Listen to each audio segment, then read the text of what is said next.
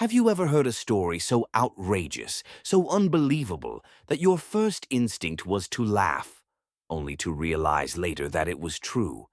Not sort of true, not inspired by true events, but so real it changes the way you think about what humans can do. Because this story isn't just about war, it isn't even about a miraculous old airplane. It's about what happens when one stubborn soul decides that the word impossible is just another challenge in disguise. Our story begins on a humid Pacific night in 1943, when the world was dark, the future uncertain, and hope often came from the unlikeliest of places. Captain Elias Warren, a young pilot with restless eyes and a mind that wandered faster than most engines could run, sat alone on a weathered ammo crate. His boots were dusty, his uniform wrinkled, and his hair swept in a direction that suggested sleep and gravity had been fighting over it for days. He stared at something most men never looked at for long, a battered, aging, unpredictable B-25 bomber, Unit 327. To others, it was scrap metal waiting for a convenient disaster. To Elias, it was a question: what if? That question, so small yet so dangerous, would soon send shockwaves across the Pacific. No hero completes an impossible mission alone. Every legendary pilot has a crew, and Elias's was, well, something else. They didn't fit into any standard mold. They didn't match. They didn't agree on much, but they worked. Mac Dobbs, the mechanic, was the kind of man who treated engines with more affection than people. He had a thick beard, thicker arms, and a personality that alternated between sarcastic and sarcastic, but louder. He believed airplanes had souls, but also believed they were all cursed. A paradox wrapped in grease and a bandana. Tessa Holt, the radio operator, couldn't stand inefficiency. She knew every frequency, every code, every crackle of static by heart. She never smiled unless someone else messed up, and then she smirked like a cat judging a confused goldfish. Johnny Two-Step Reyes, the tail gunner, was jittery on the ground, but zen with a machine gun in his hands. When he wasn't manning the rear turret, he danced. Literally danced. Swing, jitterbug, mambo, anything to calm the nerves he'd never admit he had. Harrison Lee, the navigator, was the complete opposite: quiet, steady, precise. He could draw maps from memory and stay calm during hurricane-level chaos. If the plane was ever on fire, Harrison would probably offer everyone tea before suggesting an emergency landing. They were labeled a misfit crew, which was fine, because history has shown again and again that misfits often change the world precisely because they don't fit the rules. It started with a question, a ridiculous, absurd, laughable question. Elias asked it during a suffocatingly hot evening, surrounded by drifting smoke from the campfire and the distant echoes of artillery practice. "What," Elias began casually, "if we modify 327 into a low-altitude ship destroyer?" Mac choked on his coffee. Johnny froze mid-dance. Tessa squinted like she was trying to translate nonsense into English. Harrison didn't even look up from his map, but murmured, "That's bold."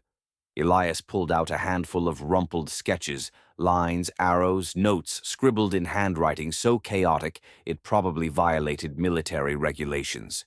He spread them out on the sand.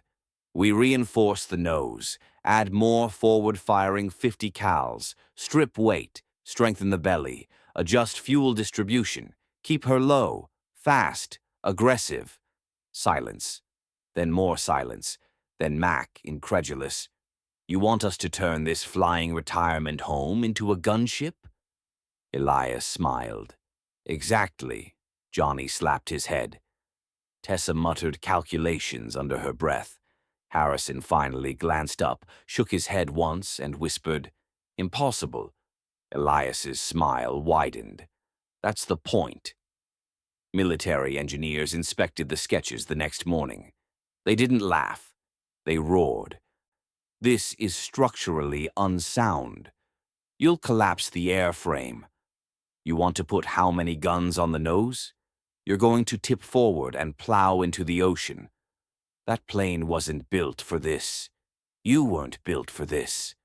One senior engineer even patted Elias on the back like he was consoling a misguided child. Son, just fly your standard missions. Leave innovation to the people who design the manuals. Elias smirked. Sir, respectfully, manuals don't win wars. People do. The engineer walked away, muttering something about undisciplined dreamers. But the misfit crew wasn't discouraged. They were irritated, and irritation, real deep, motivating irritation, is often the first spark of innovation. Every great invention begins with chaos. The crew worked silently under the moon, taking apart pieces of 327 the way some people take apart clocks. Except clocks don't explode if you mess up.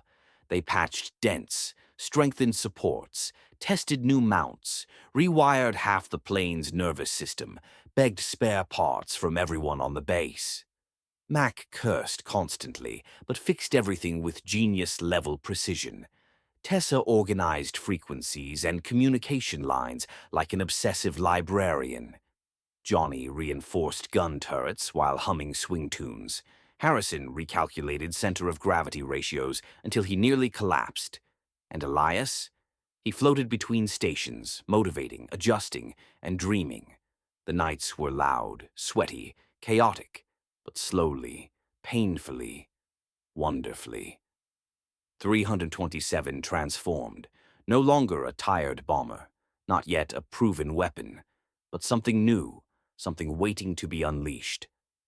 The brass gathered, some out of curiosity, most to witness the hilarious disaster they believed was inevitable.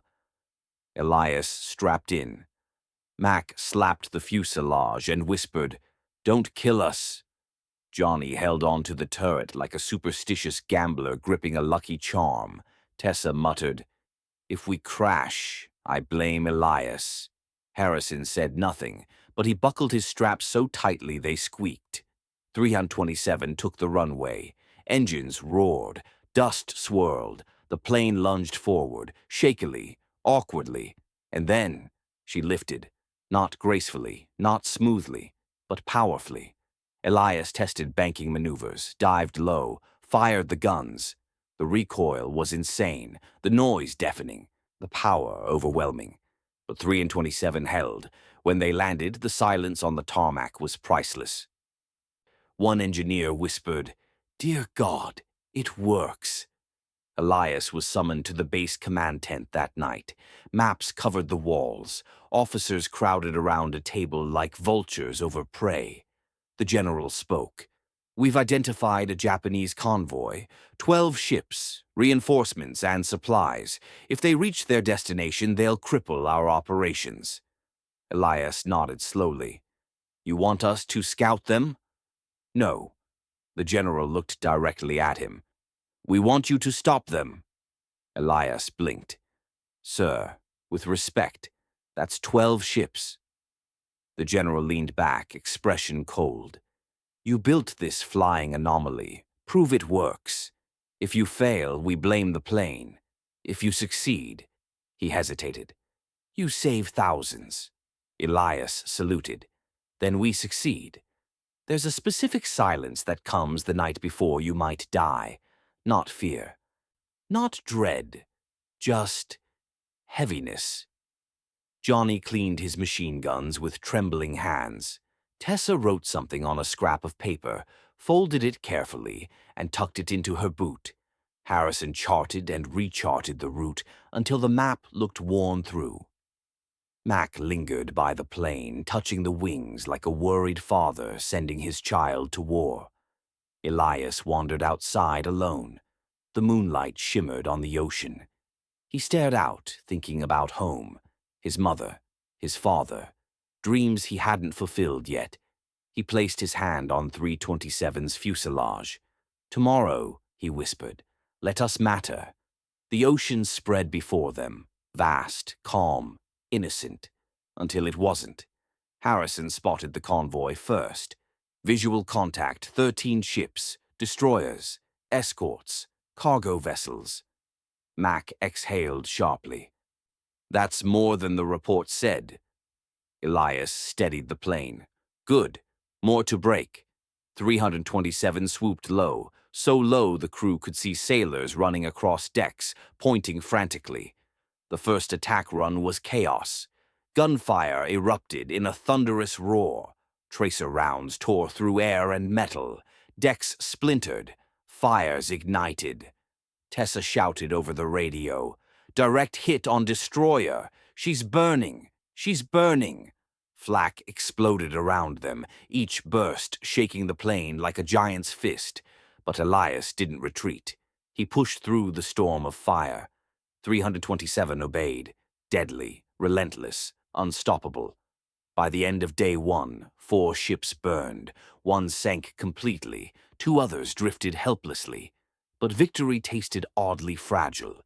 The crew returned to base, running on fumes, physically, mentally, emotionally. Mechanics stared at the bullet holes, the torn metal, the smoke still trailing from the right engine. 327 shouldn't be flying, one whispered. She should have fallen apart hours ago. Elias only smiled faintly.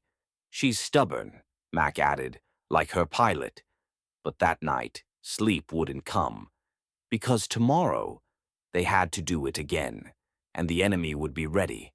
Victory is a strange thing. It energizes you, but it also awakens doubt.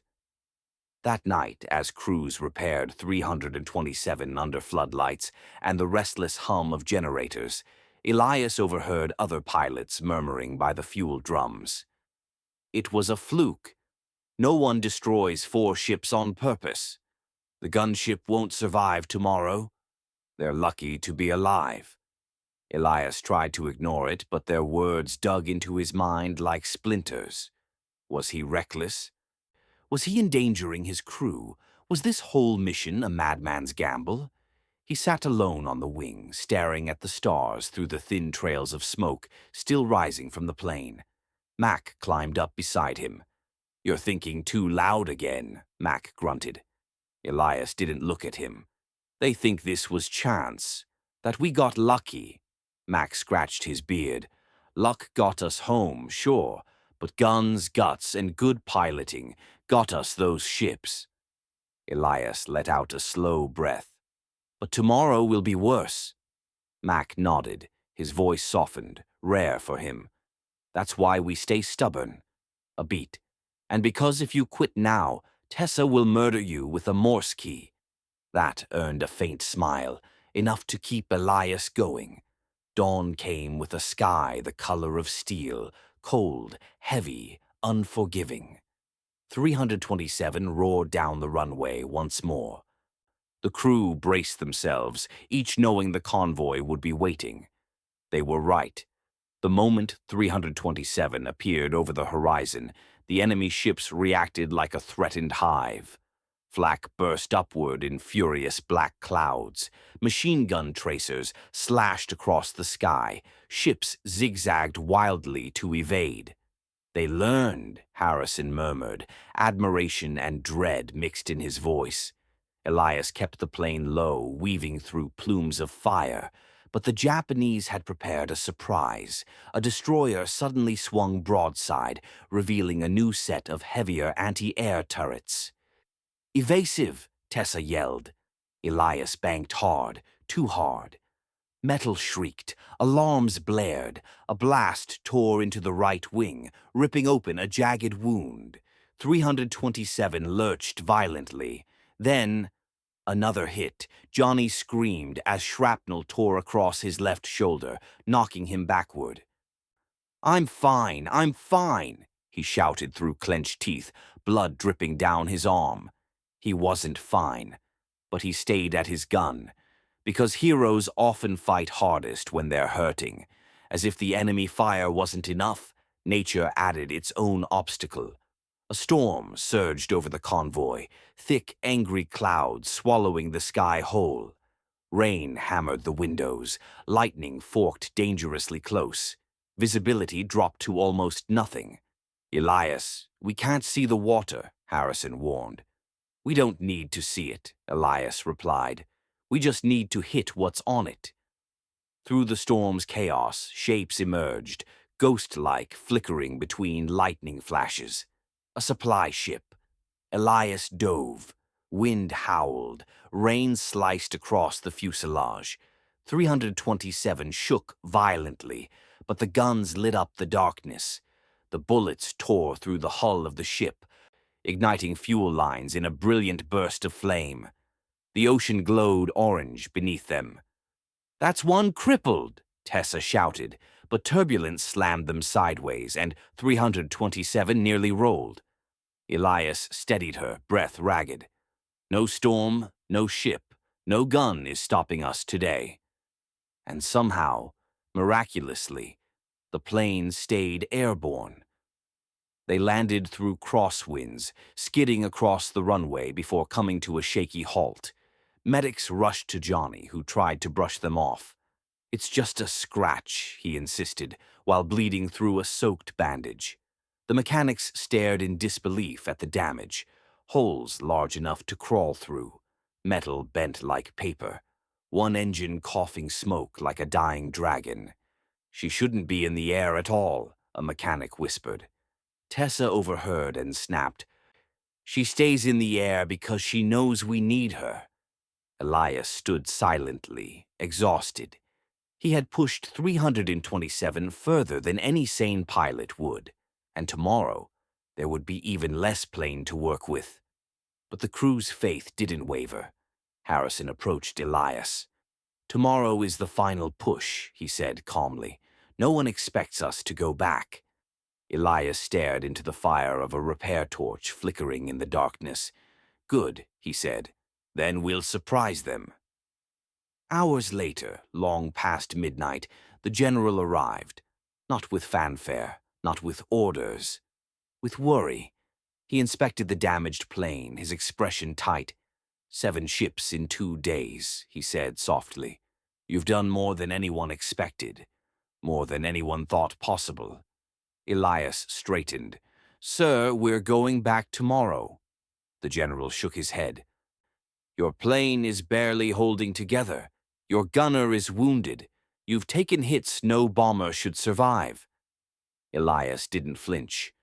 "We're finishing the mission." The general studied him for a long moment, seeing both the madness and the courage. Finally, he sighed. "One more day, that's all. If you go down, know that every man on this island will say your names." Elias nodded. "We're not going down." The general didn't argue, but he didn't look convinced either. Day 3 began with a quiet that felt like the air was holding its breath. Johnny insisted on flying, despite the pain. "I'll shoot left-handed if I have to," he joked. Tessa brought redundant radio backups. Harrison memorized every escape route. Mac kissed the dashboard. "For luck, you temperamental tin can." And Elias? He touched the cockpit glass. "Let's finish what we started." They soared into the sky one last time. The convoy was a graveyard of smoke and sinking metal, but a handful of ships remained. Elias didn't hesitate. "Targets ahead," Harrison called. "Then let's end this," Elias replied. 327 Dove. Guns thundered. The plane vibrated like a beast unleashed. They shredded through the first ship's bridge, dropped a bomb on another, crippled a third with strafing fire. 1, 2, 3 ships. The last vessel, a massive cargo ship, turned sharply, trying to flee.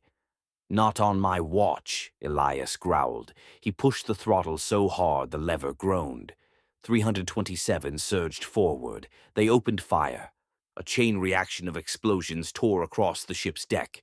Flames engulfed it as it slowed, then stopped, then slipped beneath the waves. 12 ships, Harrison whispered, voice trembling. "We did it. But war is cruel, even in victory." A lone gunner on the dying ship fired a desperate burst. random, chaotic, fueled by anger and fear. One of those rounds struck 327's left engine. It erupted in flames. Alarms blared. Heat blasted through the cockpit. The plane bucked wildly. Mac shouted, "We're losing it! She's going down!" "No," Elias gritted out. "She's coming home." The ocean loomed below, waves rising like dark hands ready to pull them in. Elias fought the controls with everything he had left, muscles shaking, vision blurring, hands burning. 327 groaned, screamed, refused, and then, slowly, painfully, she climbed. Smoke poured from the engine. The plane was on fire, but she flew. Elias exhaled a trembling breath. "We're going home."